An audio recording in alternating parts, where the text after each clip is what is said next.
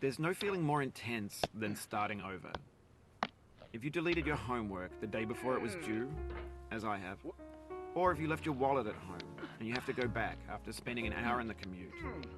If you won some money at the casino and then put all your winnings on red but it came up black. If you got your best shirt dry cleaned before a wedding and then immediately dropped food on it. If you won an argument with a friend and then later discovered that they just returned to their original view. Starting over is harder than starting up. If you're not ready for that, like if you've already had a bad day, then what you're about to go through might be too much. Feel free to go away and come back. I'll be here. Alright, thanks for coming with me on this trip. I'll understand if you have to take a break at any point. Just find a safe place to stop and quit the game. And don't worry, I'll save your progress, always, even your mistakes. This game is a homage to a free game that came out in 2002 titled Sexy Hiking. The author of that game was Jazuo, a mysterious Czech designer who was known at the time as the father of B games. And B games are rough assemblages of found objects.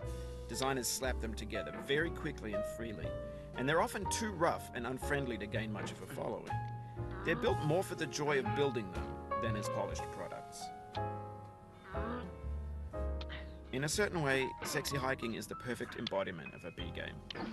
It's built almost entirely out of found and recycled parts, and it's one of the most unusual and unfriendly games of its time. In it, your task is simply to drag yourself up a mountain with a hammer. And that act of climbing, in the digital world or in real life, has certain essential properties that give the game its flavor. No amount of forward progress is guaranteed. Some cliffs are too sheer or too slippery. And the player is constantly, unremittingly in danger of falling and losing everything. Anyway, when you start Sexy Hiking, you're standing next to this dead tree that blocks the way to the entire rest of the game. It might take you an hour to get over that tree, and a lot of people never got past it. You prod and you poke at it, exploring the limits of your reach and your strength, trying to find a way up and over. And there's a sense of truth in that lack of compromise. Most obstacles in video game worlds are fake.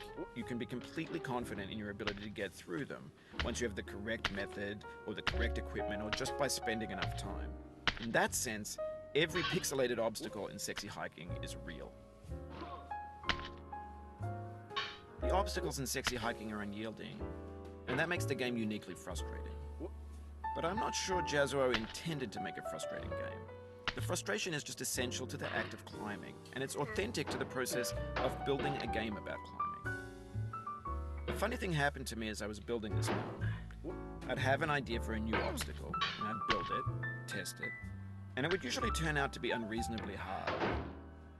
But I couldn't bring myself to make it easier. It already felt like my inability to get past the new obstacle was my fault as a player rather than as a builder.